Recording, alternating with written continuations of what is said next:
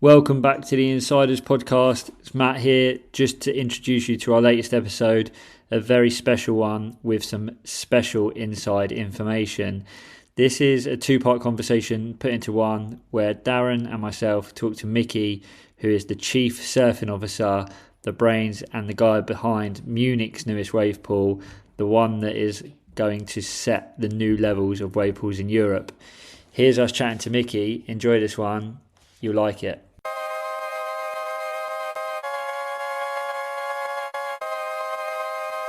Welcome. How are you? Good, yeah, very good. Hey, quick question. How old are you these days, Michi? Turned 46 now, yeah. 46, young man. Well, I'm 52. I got 6 years on you. man, but you're still, charging. So, yeah. I still feel young. Sometimes I feel younger than maybe 30 because I seem to manage injuries better. I don't know what it is. Yeah, good. Yeah, it's probably the experience, no? I think so. How did I meet you? Were you working at Quicksilver right in one of the shops, weren't you? Yeah. I did the first board ride actually in Germany in Munich. Okay. I think from 2001 on, and then I believe that pretty soon after that we met on ISPO on the river. For sure. That's it. I remember because I came to ISPA a whole bunch of times with Quicksilver and all sorts of shit went on at ISPA, didn't it? Oh yeah. I surfed the river. I hurt my back in the river there, actually. Fuck.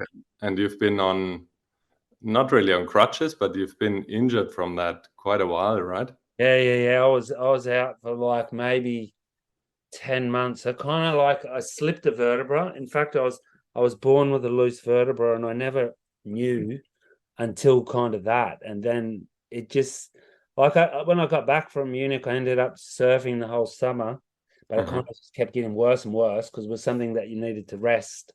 Yeah.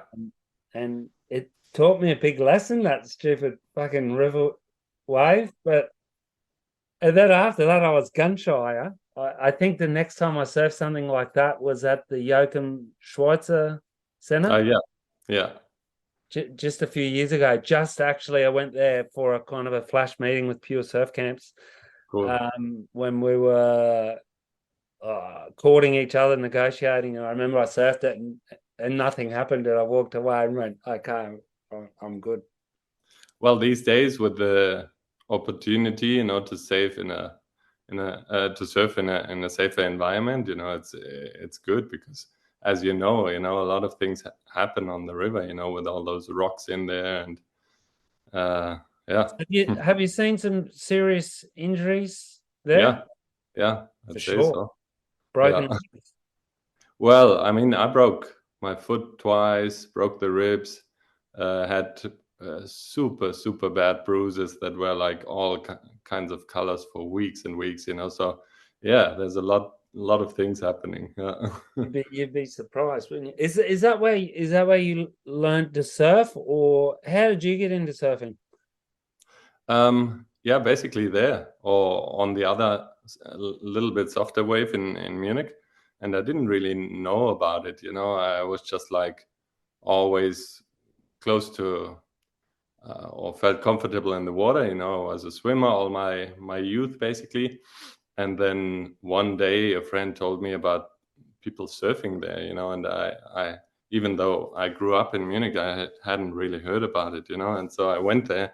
And I was like, man, this is incredible, So I bought a surfboard and started, and just got really into it, like I can addicted. imagine. And back then, I'm sure it's similar to surf. There was way less people doing it, wasn't there?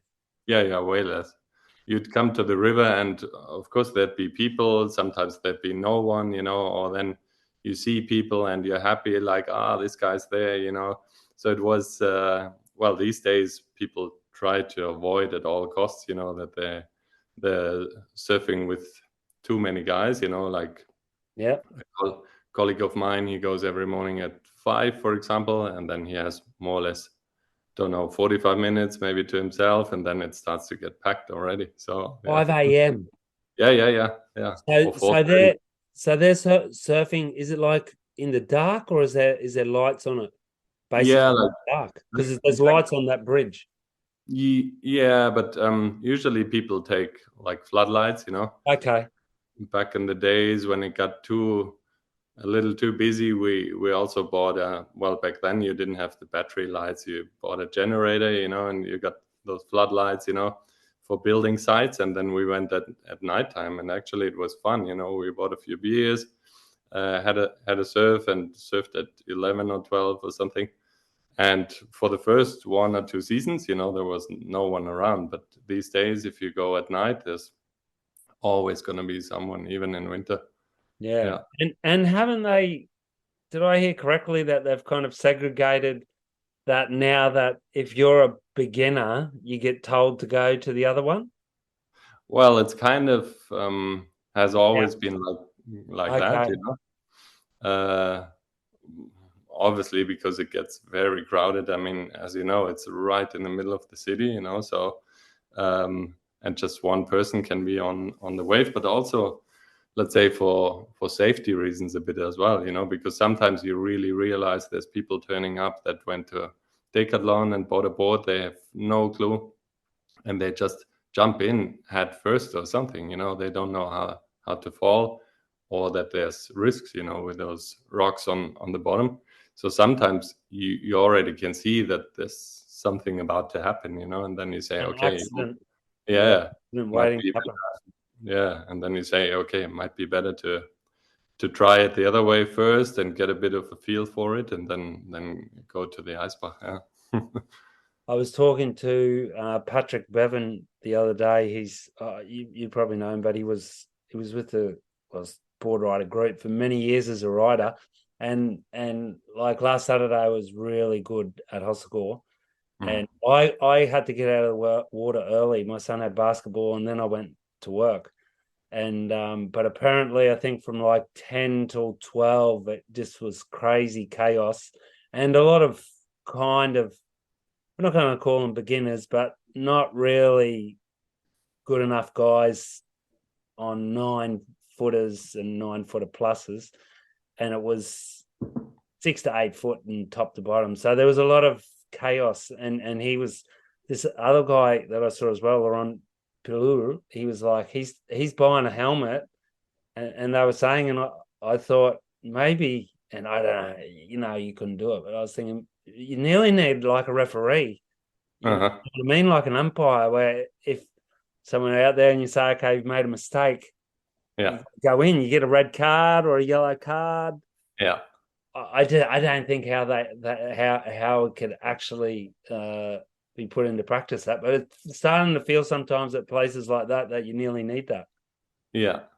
Well, in a way, at least at Eisbach, for many years, I don't really know how it is now, because I have been away for a while, but it kind of regulated itself in a way. There were always a few guys that said, okay, let's look that nothing serious happens, because that was the main worry. Yeah, because you could get shut down, couldn't you? Well, imagine someone dies, it pretty sure get shut down, and so everybody had an interest to keep it more or less safe, and also kind of not too busy. But I think it also changed a little bit. So yeah, now it's less. Well, it's in many spots, you hear, oh, back in the days it was super localism, and in many spots it does change a bit. So how did you then transition, or when did you well, not even transition. Obviously at one stage you wanted to surf ocean waves and you went on a surf trip. Where was your first ocean wave surf trip? Pretty well, short after that, I think a year or two after I started on the river. And well, I've seen back then you just had those magazines, and I was fascinated. And then with a few surf videos, there was even a little surf shop back then in Munich, and I was just like, man, this is incredible. I want to go to all these places, Suddenly well, this new world opens up, and you want to explore everything. And then, well, first trip was to Portugal, to the south. Didn't have a clue what to bring, so I went to one shop in Munich that had boards, and all I knew is that I have to get a board above 7 foot. So I asked those guys, and they had one in the window which also looked nice, and I said, "Can I buy this?" And they said, "Yeah, but no one had a clue. So in the end, I still have it at home, and I think it's these days probably it's worth some money as well. It's a 7.0 or 7.2 Jerry Lopez pipeline gun. So fine, imagine. yeah, and I didn't know that it's probably not a good board to start, So I just went down there, and was pretty tricky to stand up, and get A some. single fin. It's fixed fins, Okay. a thruster. Yeah. Beautiful board. But yeah, it was pretty difficult to paddle and all that, So and that was the first surf trip, and not with a lot of success. It was all really difficult. I paddle out in some spots that these days I know are not even spots, because there's like rocks and whatever. But great adventure, Went around with a bus because I was too young to get a rental car. It was cool. Yeah. And learn to surf. So then from there, obviously, because you're a tall guy, you're taller than me, you're pretty solid.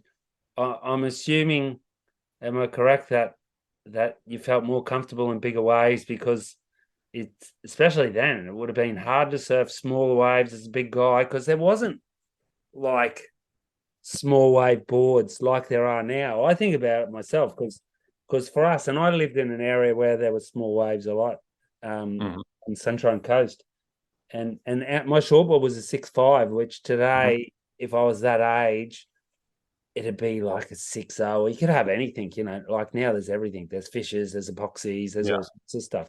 So for you would have got into bigger waves because it just was easier, I take it. Don't know. The first couple of years when I just traveled a little bit, I was still intimidated when it was overhead high or something, So I had this, I don't know, fish, and I felt good with it. And in a way, the first longer trip that I did, taking time off, I think I had 6 or 7 months off, did around the world trip, saved all the money, to see those places I knew from magazines. And so then it suddenly happened that obviously when you spend longer time in the water, in a row, you get more comfortable. And then I also thought, wow, this is really good. This feels nice in a way. And for a couple of reasons, because usually it wasn't crowded at all, when it was pumping. And in a way, people were really different, like indeed helping each other, and not the opposite, like hoping that someone gets out of the water or whatever, So it felt really good, And to me, it was always like this. Surfing was the best thing that I've tried, as a basic. And then on top of that, there was the rush, obviously, that you get in bigger surf. So I thought, wow, this is amazing. It's just an addition to it that I really liked. Yeah. I remember that. There's the same thing when I first moved here, was that I'd go and check the surf at Sinos. And that was before I kind of understood all the different spots and how it worked and stuff. And I was surfing Sinos a lot when it was too big, really, for Sinos. But it was because there was no one out. And like you go over to Cabreton and there'd be, or even La Gravière, and there'd be like 30 people. Or even maybe not 30, but back then even 15 or 20 looked ridiculously crowded. So you could just go somewhere else, and all of a sudden you were surfing by yourself, and it was a means for escape. Yeah. And then in a way, it feels good. You might not get such quality waves, but in a way, it's a good balance, with the peace that you have in the water, So yeah. And from there, I take it like you were still living full time in Germany. Were you like living full time in Germany, working, saving for surf trips? Yeah, but I always tried to, let's say, well, I didn't change jobs all the time, but let's say I worked in a place for 3 or 4 years, and then I always saved up enough in between to do a year, like around the world trip or stuff like that, and that felt really good, even though every time it was a step, everyone said, oh, how can you do that, you should make a career or whatever, but obviously it felt, Sacrifice. yeah, it felt really really good. And then Quicksilver helped me a little bit, they put me on the team and said, oh, it's cool, that there's a German guy that likes to surf bigger waves and stuff, so they helped me a little bit with the travels as well, and that was good. But yeah, I was still living in Munich, but traveling for longer periods, like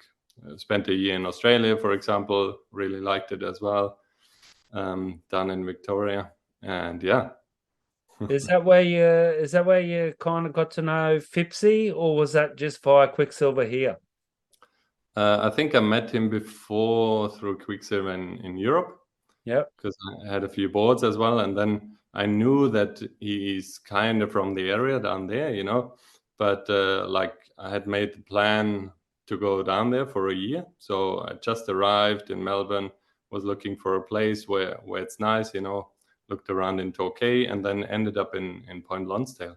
And basically I just drove around, and then I see Fipsy there, and then everyone told me he's the local hero there, so yeah, and then just hung out there. I had a place in Queenscliff, and just surfed basically. Yeah. But did you work when you were there?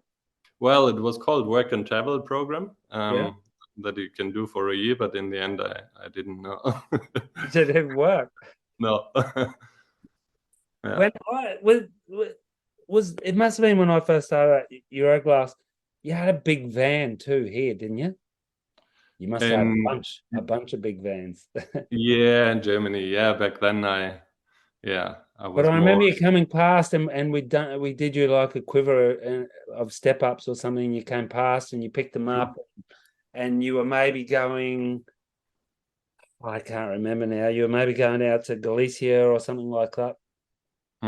Yeah, well, back in those days, I usually always, or basically since 2000 or 2001, I've been going every winter to Madeira, Yeah. and I think the boards were for there. One of them is still there. It's a good board, yeah. I really hope I'm going to go this year. I think we spoke. I looked on when I sent you when I got your phone number, and then I saw we'd already spoke a couple of years ago on WhatsApp, because I was, and I've made Josie Gregorio.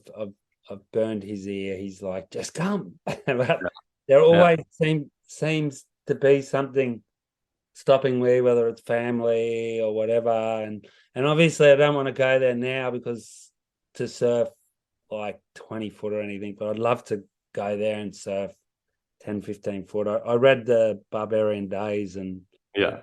like I've kind of got my eye on it. I just gotta wait. My wife's in Vietnam. When she gets back, I'm kind of watching. There's a kind of a good EasyJet flight from Bordeaux, which is direct. I think it's, Wow. or maybe it's not direct, or if it's got one stop. In Porto usually, I think. Yeah, maybe it's only. I think it's like only a 6-hour trip, so that's not too bad. Yeah, that's good. And Yeah. and you think you'll go back there this winter? Yeah, I mean, we already planned to go in December, and usually we go one time in spring as well, in March or so. So I got all the stuff there, so it's pretty easy to fly there basically. Where do you leave it there? In a place that I was staying in Jardim do Mar. Yeah, so yeah. They just got like a garage or something. Well, kind of. I mean, it's like the Ericeira boys, they always come as well, and I think some of them just keep their stuff there because, as you know, it's a hassle to travel with 9-foot boards, and I can imagine. Yeah. I was already thinking, do I take a 7.3? Do I take a 7.7? I got a board bag. I got like an 8-foot board bag. I can fit my 7.7 in. Josie said that'll be enough. I'm not going to go surf with you or Twiggy or anything like that. I'll take photos. Well, but it's funny. People always think, okay, it's like it. I mean, when you see the photos, obviously it's beautiful, you know. And there's a couple of big wave point breaks, which is not that common, you know. There's not too many around that are actual performance waves, you know, with a long wall and those things. But yeah, obviously it's quite fickle as well, you know, because if it's not like long period big swells, then people sit on the island and it's pumping on the mainland and you can't do anything, you know. So yeah, and there's also there's lots of hiking too, correct? Yeah. Did you ever see that guy William Finnegan when you were there, or was he still going there when you were going there? Or He was going end of the 90s, I think, and beginning of 2000s, and I just started going in 2000, I think. But yeah, it's interesting when you read about it or about other spots as well, you know, like his time in Fiji or wherever, you know. Crazy. And funny, the 3 times that he nearly died in the book, you know, were all on Madeira, you know. Yeah. So have you had any experiences like that there? Yeah, for sure. Because it's gnarly to get in, correct? Yeah, it's about the worst place probably to get in and out, you know. I mean, these days sometimes guys just go with a boat, you know, but if you want to do it the classic way, it's quite an effort. Yeah. I hate rocks too. So that's going to be one sort of thing that I've got to learn. What do you just like? Obviously you come in close, and then you just got to try and Time it. Yeah. just get washed up on top. Do you think? Have you smashed a few boards? Obviously doing that. Yeah, for sure.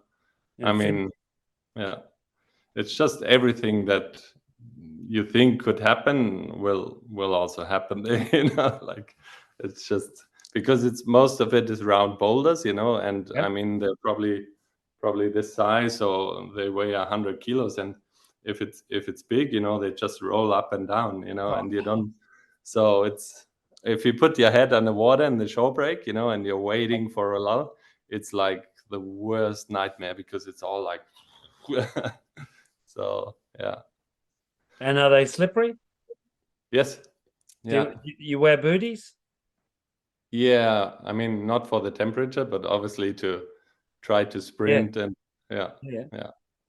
You could obviously then wear booties and take them out and put them in the back of your wetsuit. I'm sure people do that. Yeah. I mean, I've had a few bad things happening with reefs, so I actually didn't surf coral reef since probably 10 years or so.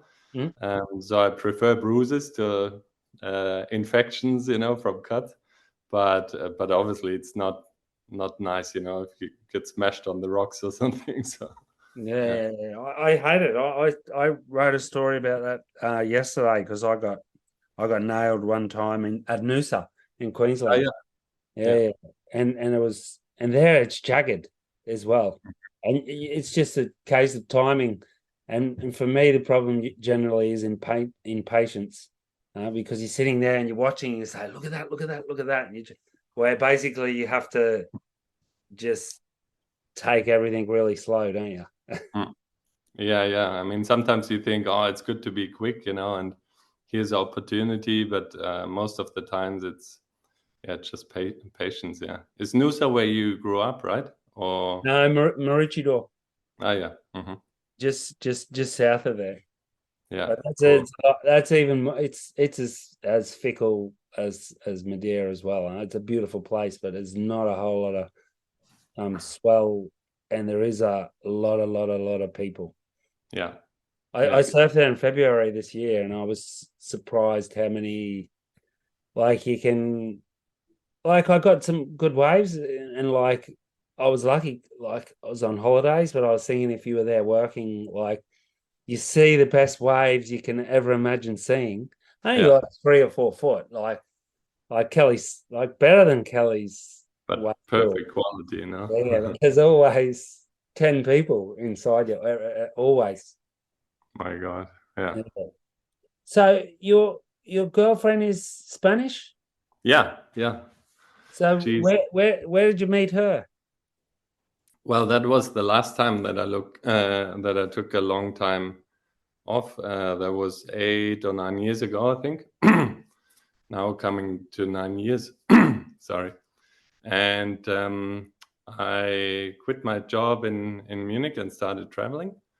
And basically, at the beginning of the trip, I met her, and that was when I started traveling around Europe because, well, I've seen a few places around the world, you know, and I figured, wow, there's so much on offer, as you know, in Europe, you know. So my plan was to just cruise around through Europe and just chase swells, and I was on the road with a van for nearly 2 years, 1.5 years or so.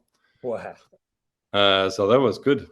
And yeah, right in the beginning of the trip, I met her and we stayed in touch. But obviously, I wanted to travel as well. So in a way, it was cool. You know, she always visited me somewhere when she had time. You know, came a week to the Basque Country or to Madeira or something.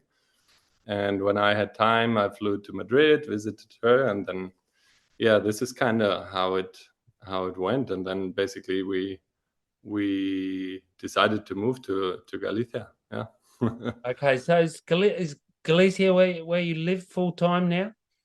Well, I lived there the last close to 8 years now, and Yeah. now we just with her and my daughter now, we moved back to Munich 3 months ago. Yeah. Okay. So And yeah. and this is bringing to me to one of the things why I actually wanted to talk to you as well, because I don't know if you saw it, but I did the voiceover for a promotional video for Surftown. It's called Surftown, correct? Yeah. Yeah. Surftown, which is going to be the new wave pool in Munich, which you're describe your role in this wave pool. Well, I'm one of the founders. So basically, Chris, the initiator of the project, he's a good friend of mine, and we met on the river, out of all places, you know. So, Yeah.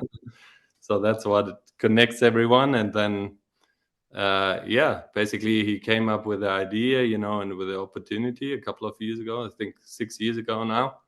And I was living in Galicia, so we stayed in touch. He visited me in Galicia one time, and then suddenly there was this chance, you know, to actually well, in that local community, you know, near the Munich airport in Halberg-Moos. And so yeah, we looked into it, we did some research, and basically did a pitch with that council, you know. And then suddenly they said, yeah, I mean, let's do it, you know, you guys want to do it. And and this is how it started, you know. So we started developing, and obviously there were a lot of hurdles, you know, along the way, like all of those projects. So when you gave the pitch then to the council, did you have like architectural plans or a design? Well, Power there were like some a PowerPoint thing? yeah, basically not much more, you know, some ideas, and obviously did some research on the wave systems, because back then there were a couple of systems around, you know. Wavegarden is obviously the most established one. So it was really interesting. And then, yeah, it just got more and more serious, you know. We said, okay, wow, this is really taking shape, you know. So and here we So are now, you know. at that early stage, did you have any investors or you were just flying by?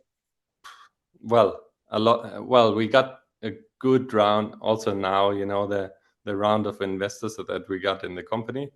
Uh, that got in early, you know, they really understand what it's about, you know. They most of them are also surfers, you know. So it was really, let's say, lucky in many ways, you know, to have that council that really helped push it, you know, to have a good round of people on board that understand what this is about, and so it's been a lot of luck as well,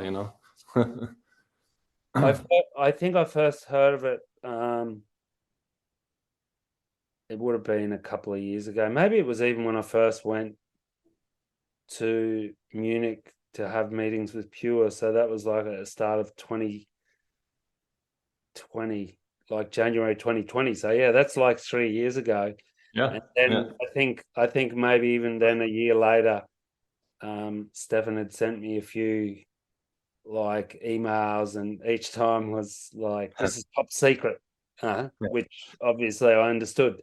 So we couldn't speak about anything, but now it's not so top secret, correct? No. Now you're in launch mode. Did I hear from one of my colleagues, Finn Springborn, that you think you're having water in there in December, or is that a little bit? Well, in theory, we could put it in December, but like all the technical stuff is getting the equipment is getting installed now. So basically, it's going to be more like mid of January or beginning of February to actually commission all the. Let's say we have a big water treatment. We have the wave machinery and those type of things. So it's more going to be towards beginning of the year. But yeah, this is the plan. The pool's basically nearly finished. As you know from the footage, it's already shaped. We have the technical equipment, most of it delivered already. The roof is taking shape of the building, and so it's pretty cool to see it all. Yeah.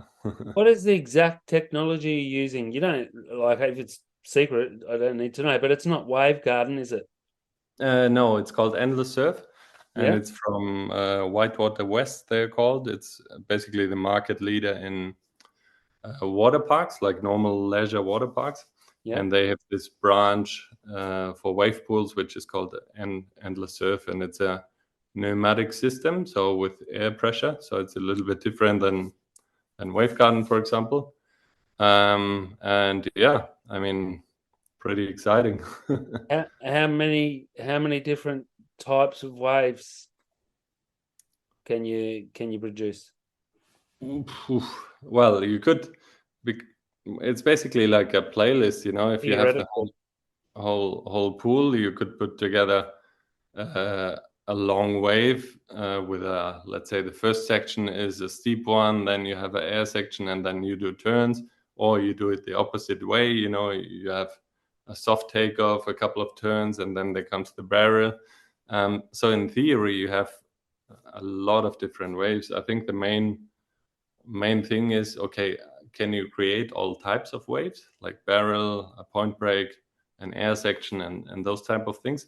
And that's possible. That's possible in a wave garden and also in the pneumatic pools. But basically, yeah, you can make every wave type, and also waves, obviously, for beginners, which is important because, as you know, there's a lot of beginners and intermediates that want to improve their skills, and that's how you make that full stop. That's how I've spoken about this before with my partner Matt on previous podcasts. That's basically how you make a wave pool viable. You're not going to make it viable making a wave only like Kelly's pool's a different kettle of fish, because, for example, he had one.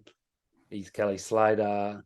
You can make something a destination for a certain price, but if you want to make something financially viable, you need to be able to have multiple users. Yeah. And lots of users. So how do you then get all those different sorts? How do they change the bottom, or is that in the settings on how much power? You'd have to change the bottom as well, correct, or not? No, it doesn't go through the bathymetry. It's basically just a kink in the pool, but it's all the way along the wave pool. And basically, what changes the shape, the height, and also the speed of the waves is how you control the chambers, basically. So if you look at it, because it's 34 chambers in a row, if you think of it like on a piano, you press all the keys, you press some a little bit harder or faster, and the tones are different, and this is the same thing with the waves, so you control everything through the coordination of the chambers, basically. Yeah. And so they're situated all along from start to finish. Yeah. Kind of like what we would imagine is, or what I could imagine is, what I like, little portholes the whole way along. Yeah. I mean, basically, it's big chambers. They're more or less 3 meters wide. They're nearly 8 meters high. So there's a lot of water pressure or air pressure that you can put in. And well, if you just put out one chamber, it's just going to be a little bump in the water and then it's going to disappear. So basically all the chambers work together. They line up the wave. And then if you say, okay, I want a barrel, for example, then they have to break quicker, to actually make the wave throw. And let's say you want an air section in the end, probably the last 4 chambers put out more pressure, create a wedge, and off you fly, so Is there anything like this on the market at the moment, operational? Yeah, I mean, not from Endless Surf, but there's the pneumatic system basically is a established system, and also, let's say, leisure wave pools, where just you have those waves for swimmers, so basically. But there's the pool in Texas is pneumatic technology in Waco. Yeah. Surf Stadium Japan, for example, is also pneumatic. So it's a similar technology, but with a few, let's say, updates with a different pool shape as well. So yeah, but I mean, in Brazil, in Waco, they make some nice waves as well, So and I'm assuming that there wasn't a shortage of qualified engineers in Germany either. Well, those guys are actually from, let's say, the lead engineer from them is French. Okay. Yeah. So, and so he's there living in Munich at the moment, obviously, or no?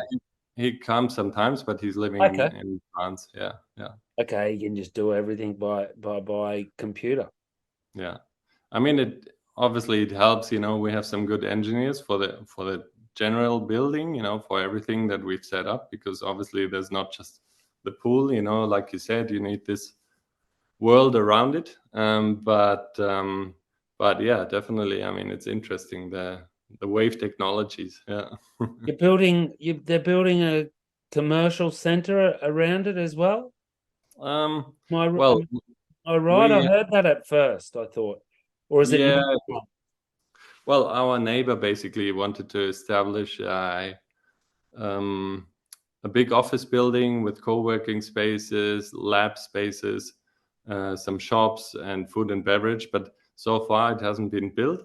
So we on our plot, basically, we have, let's say, limited space. So we don't have housing or anything. But we have an event facility. We have food and beverage. We have a core surf shop. And some amenities, for the people, for families that want to stay all day, for example. Welcome to part 2 of the Insiders with the man of the moment. Is that you guys or me? Oh, that's you. So, hey, how exciting was it this week with the video coming out? Yeah, pretty exciting. I mean, for you, probably the same, right? Yeah. No, what did you think of the voiceover? Yeah, it's been really good. Some good response. Actually, it's been pretty crazy. Yeah. So I introduce you to my esteemed colleague and wave pool enthusiast, Matthew. Hey, Matt. Man. You good?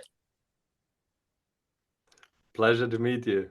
Yeah, you too, man. You too. I've been a bit jealous. I heard part 1, and apologies to yourself that I couldn't make part 1. That was a bit of a crazy day. But I've listened to it with like kind of anticipation when Darren told me about it, and kind of was like, "Ah, sick," and that even more excited to see what the wave pool does.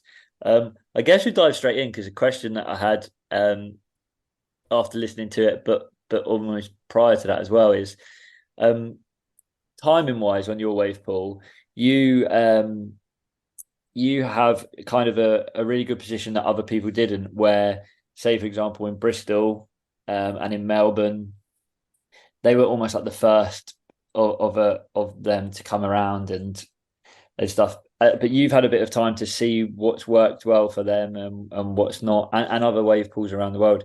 Have you consciously taken effort and put time into to kind of see what has worked well for them and what hasn't?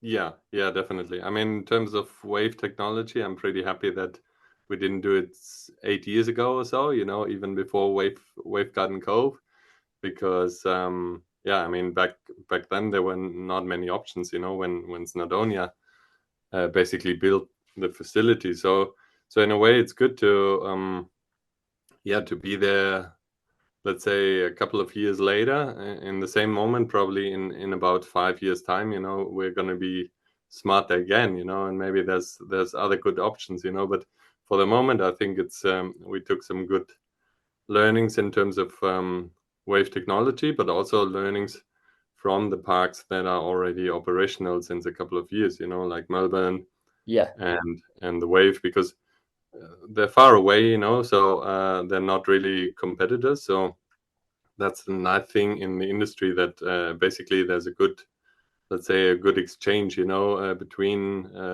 well, projects or facilities, which is really good. Yeah. mm. Yeah. And other than the wave technology, is it things like obviously Melbourne held a QS event and they've just done a Red Bull event there, which looked really cool. Yeah. And the Wave early this year had the adaptive championships there, things like that. Are there bits like that as well that you've kind of picked and chosen what you like and what's worked well?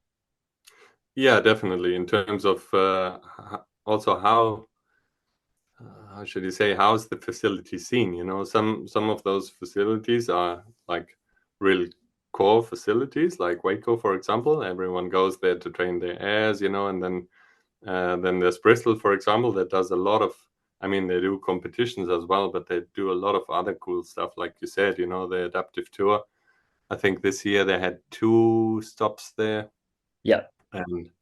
and yeah, I've been in touch with them because by coincidence, where I live in or lived in Galicia, right at that beach, they had a competition this Mm. summer. One of the stops in Valdovinia, and they've had like really good surf, but pretty heavy conditions. So I saw how some of the guys struggle, or how difficult it is to set up a comp in those conditions. For adaptive surfing. So we really look forward to make it a little easier, with the press of a button, to do that in the pool. But yeah, I mean, there's so many learnings in every single bit of the project, basically. Also, booking engine or whatever it is, about other businesses that you look at, and you pick your things that maybe you would do different, and then you go from there. So yeah, I think it's a pretty good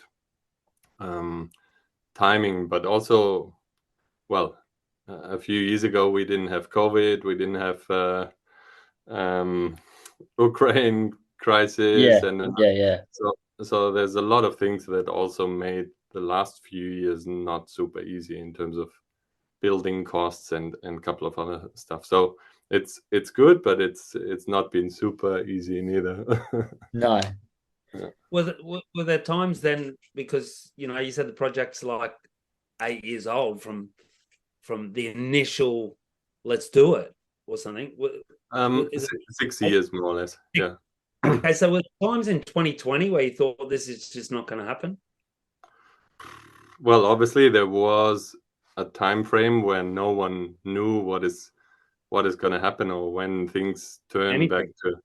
to kind of normal. So we continued doing our things, but obviously it was a little bit on hold, like, for example, the authorities and a couple of things like that. You couldn't really progress with a few things, but in that time we could do some research and other stuff, so it wasn't too bad. But yeah, I mean, we just continued doing our thing, but yeah. Hey, so here's probably I don't know if it's a complicated question for you or not, but I'm back with Belly and Euroglass over winter. I'm working with them in their retail shop as I spoke to you. And it just so happens the other day I had a couple that came in who have got an apartment here and they're from Munich. Wow. Uh-huh. And we were talking about it. They were like, wow, this is going to be amazing. And then the girl said to me, I just would like to know how much it's going to cost. Uh-huh. Have you got any idea on costings yet? Well, we got the costing pretty much set up, but we'll communicate it in about 1.5 weeks. Okay. Which is the time as well when we're going to start pre-sale, yeah. That was my next question then. So you don't have bookings yet. So you're going to set the costing up in like 10 days, and then from there you're going to start taking bookings. Yeah, basically we're going to sell packages. Like we're not going to open the booking calendar yet, but we'll sell packages, for the core surfers, for the people that have been waiting for it a while, and like 10 visits, 20 visits, 50 visits, things like that. Something like that, yeah. And so we'll put it out there, and then basically you have your, let's say, 20 pack, and then when we open the booking calendar, you can book your sessions. And the good thing about those is you'll also be able to surf before the public opening. So we got like a, let's say, soft opening phase, and those people that commit early to buying a pack, they're going to be invited to surf before the public opening. Yeah, it's exactly what, I won't name it because we're not talking about other wave pools, but it's another wave pool opening in a cold part of England is doing the exact same thing right now. And it's quite clever because it means that you get pre-bookings, and it also means you get some cash flow rolling before you've actually even opened, which is quite clever. Well, and also you want to make the people happy. I know people in Munich because I know most of the surfers that have been asking me since 5 years. What's going on? When can we buy stuff? So I think there's quite a lot of people queuing up for sure. So that as soon as you drop that would fly off the shelf real quick. I wanted to pick up on I wanted to quickly pick up on something, because you said it a couple of times as well, that how your wave pool is perceived and where you target people. And it's I think it's going to be a really interesting challenge for you, because where you're in Munich, and I've actually surfed the ice park, that's probably not how you pronounce it, but the river wave. There's actually a really weirdly kind of decent surf scene in a city. There's obviously no waves, and for yourself, it's going to be quite an interesting balance, because you're not, Melbourne, obviously, where it's placed is close enough to some of the best waves in the world, and Bristol's not too far away from decent waves and decent surf, whereas you're in a different position. So you don't exactly have like a core ocean going surf scene to kind of keep happy or to try and convince to come. So I think, again, it's a really clever positioning of a wave pool. There's not really a question in there, but I just think it's going to be really interesting. Well, I mean, we will try everything to keep it as open as possible, because, like you say, we have a lot of surface, and some of the river guys are ripping in the ocean as well, but most of them don't get to the ocean that much, So there's going to be a healthy mix, I would say, between intermediate and advanced sessions, but also obviously a lot of beginners. But we know because we already got requests, for as a training facility as well, so we know we have to offer, let's say, pro waves, and air waves and whatnot, for those guys as well. So it's going to be, we'll try to make a good balance, in those sessions to be able to, offer something for everyone. And I think with the pneumatic technology, you're pretty flexible in terms of wave patterns. So Yeah, and that's something that Bristol do. Do you know, Bristol are very, very it's quite funny actually, but they put this isn't official, but from dealing with them and speaking with them, being there, Mhm.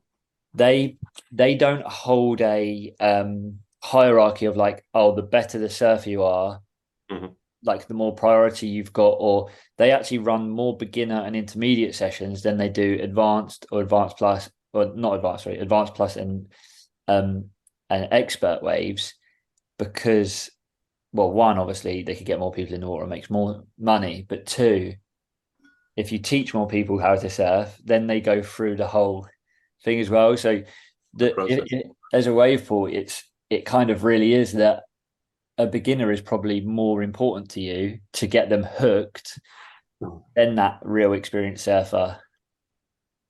Yeah, I mean, obviously, the perfect thing would probably be to, let's say, have a lot of beginners, really take care of them, like offer a proper good experience for them, like sometimes I hear from people, oh, I went to this and this wave and I was a little lost, because you can, when you go to the pool the first 2 times, you might get a little overwhelmed, what's going on, there's so much happening. And so we want to make this really, really comfortable for beginners and intermediates, and then hopefully create a good sort of community. Like Bristol has a great community. Melbourne does it really well as well. So I think it's going to be interesting mix. Yeah.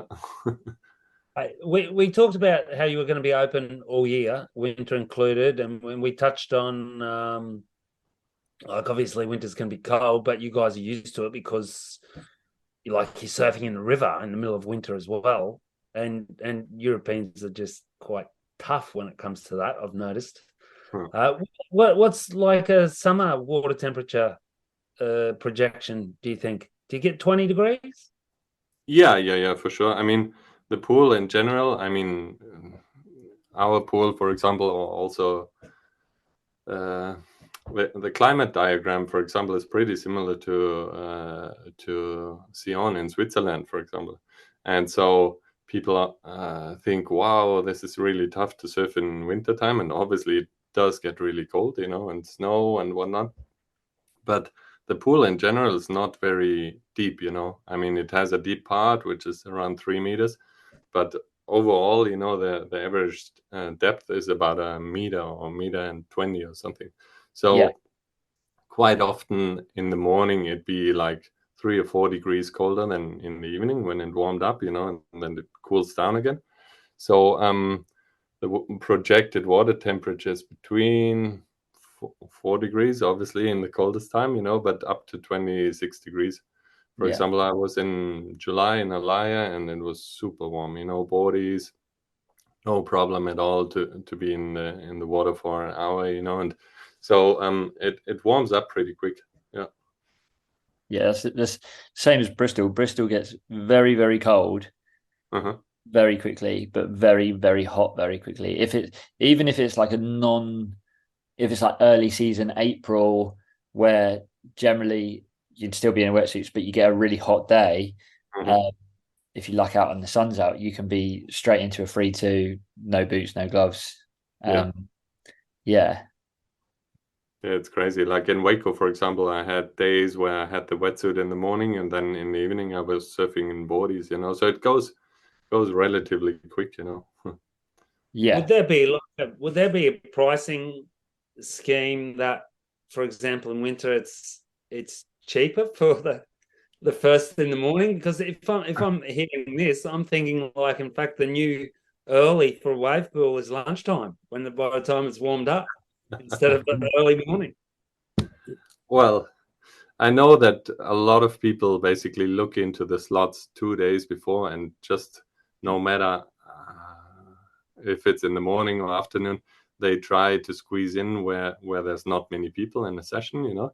So I think obviously, yeah, in the off season or shoulder season, it's going to be less busy, or maybe in the early mornings. But usually, most of the pools have on the daily schedule, they have the core waves early and late, and maybe some of it them in the middle. But usually afternoons, you know, is like intermediate. There's a couple of advanced sessions, but like if you look for the point break wave, for example, in our case, it's probably going to be the last session of the day, you know, because it's kind of a specialty wave, you know. Yeah. So yeah, let's see. Yeah. I was about to explain that to Darren, because Darren's a rare breed who's not actually been to a wave pool yet, and at Bristol does. The expert settings are 7 a.m.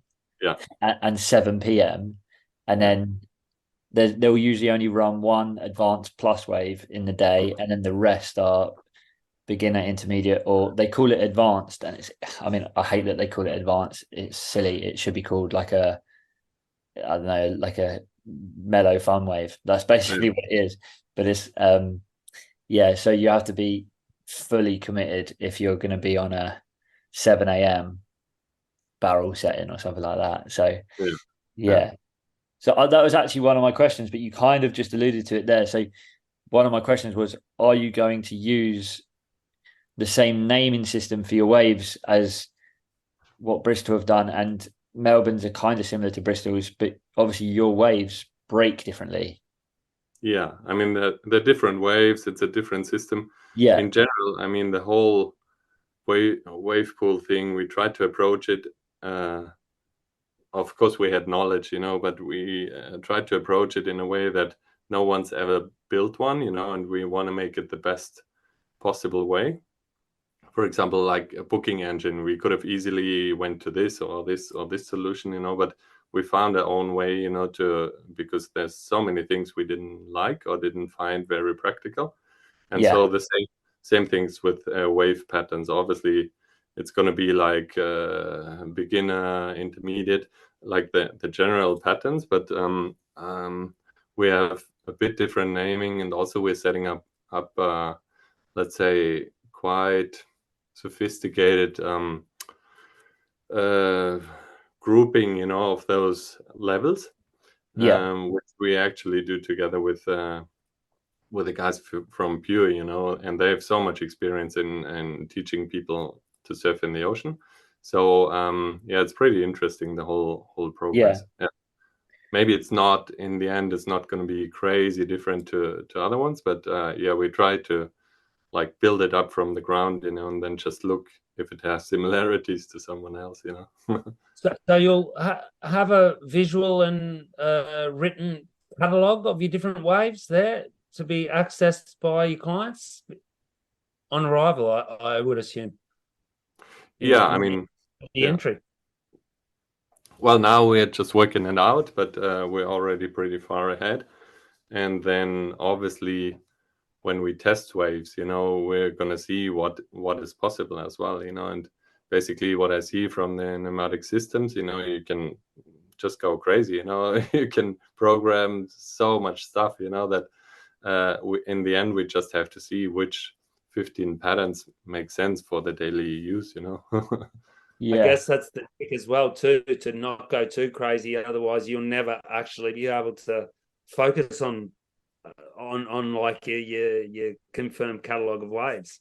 Yeah, I mean, it's the usual thing, you know, when you look at obviously there's many examples of industries that have looked into this and spent millions and millions on it, you know, just market research, like fast food, for example. You know, there's a reason why there's not 21 different burgers at McDonald's and not 3, you know, it's exactly 6 or 7, you know, because that's exactly the sweet spot that people want, you know. And same goes with yeah, I mean, if you offer too much, you know, people are just going to be confused, you know. So yeah. Yeah, Yeah, I agree.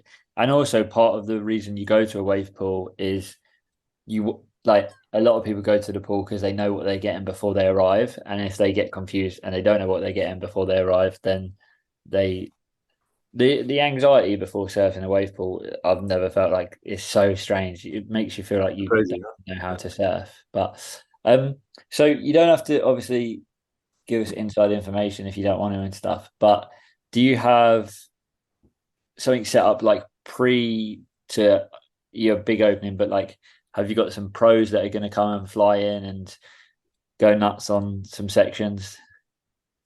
Yeah, for sure. I mean, we still have to see how exactly this schedule goes, because Yeah, first we have to commission everything, then test a few patterns and whatnot, and I don't want to promise someone, okay, come in February and we have the amazing waves, and then it's maybe not good yet or something. So, but yeah, we got quite a few requests, and of some teams, but also of some general pros. We know the cities over here in Europe in March, so yeah, there's definitely some good opportunities, but definitely we want to make sure that we have some crazy waves when we invite the those type of guys. So but yeah, there's plenty of possibilities, I guess.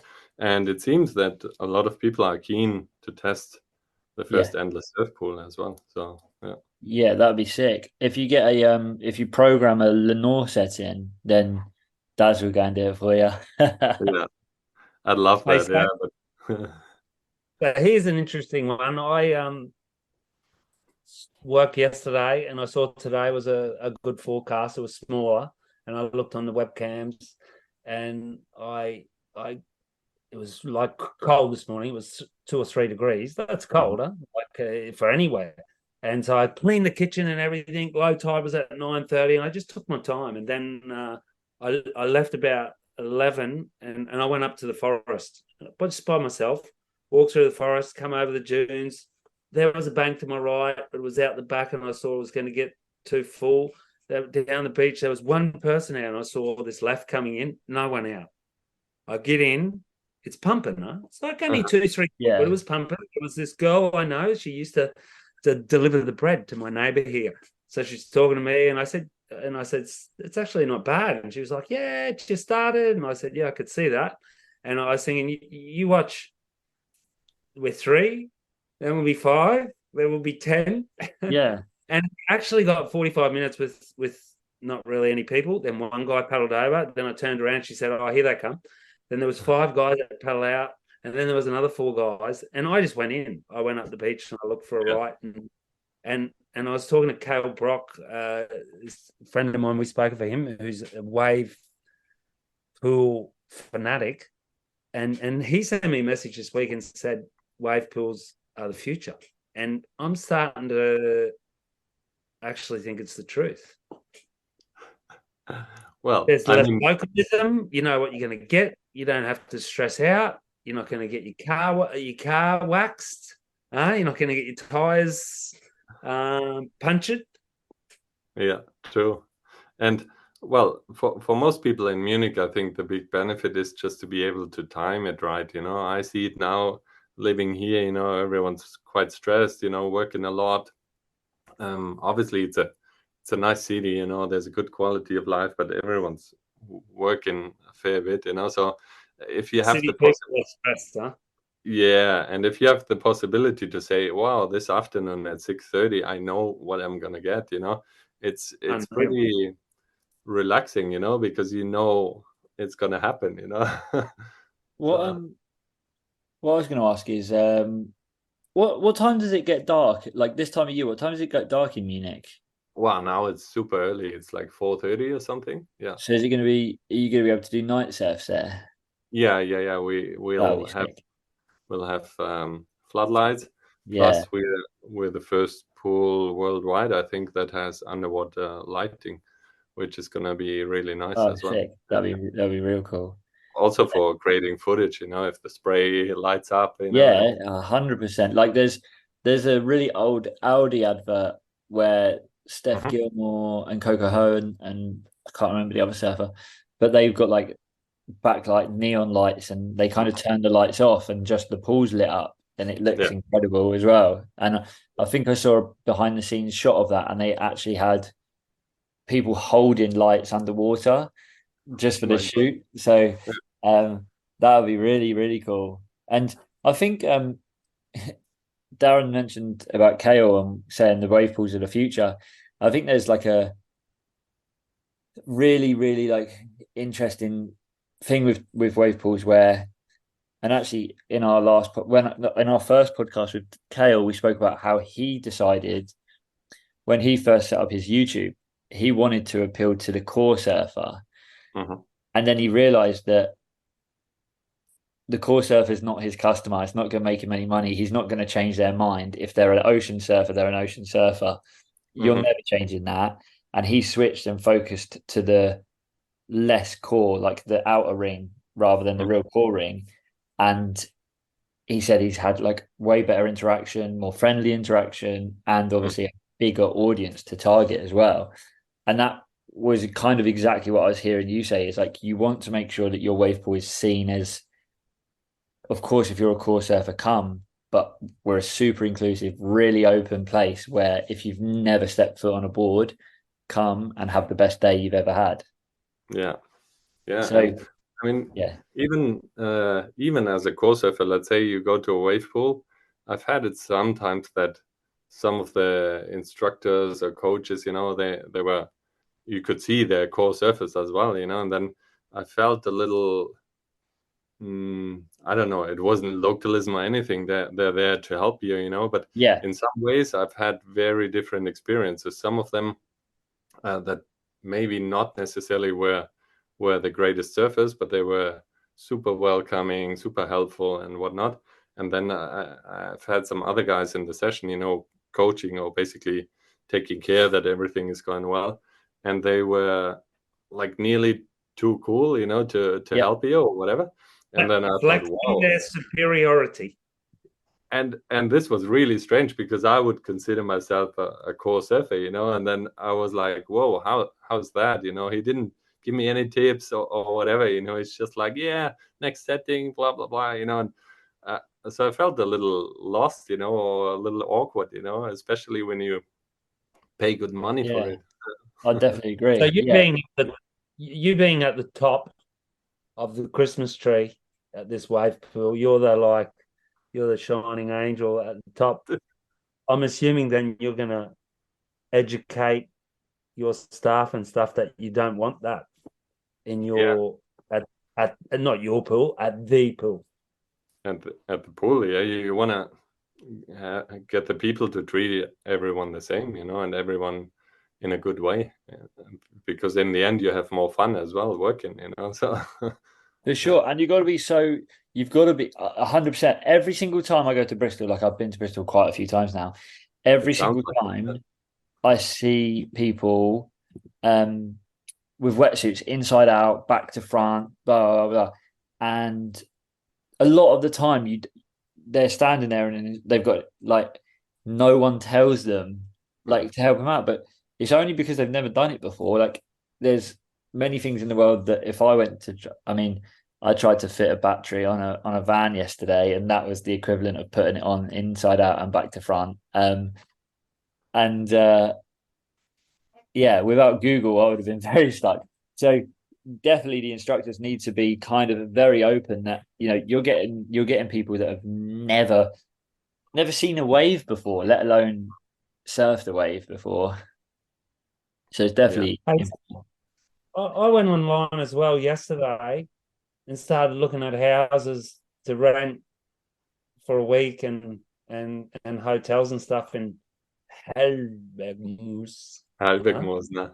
Yeah, and I found one good place, but like, have you contacted any of the local hotels and places like that for partnerships and deals? And also that was what I nearly forgot. Who can you give us a list of your official partners?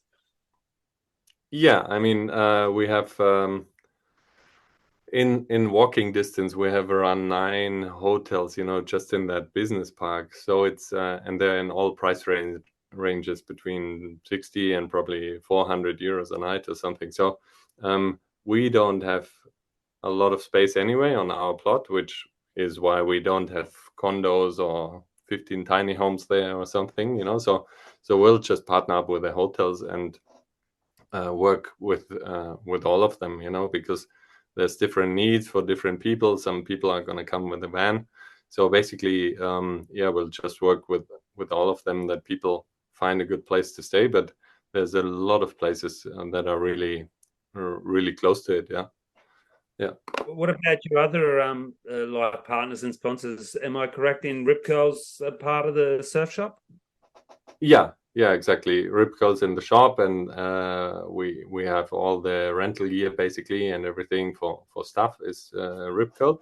So we're really happy about that, because, well, core surfing brand, good wetsuits, which you need in Munich. Then our title partner is O2. It's telecommunication. It's like one of the biggest network providers in Germany.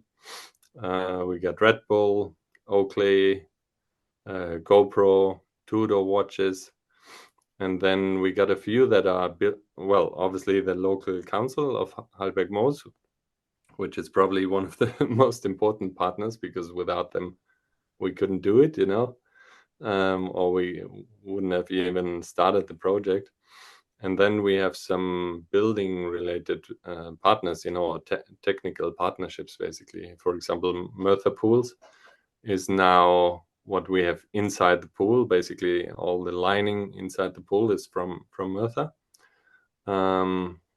Endless Surf, which is our tech partner, obviously, for wave technology. So yeah, some really good. What about boards? What about you forgot Pure Surf camps? Yes, exactly. I mentioned them before because they're obviously setting up the proper surf experience. Yeah, it's a really important thing.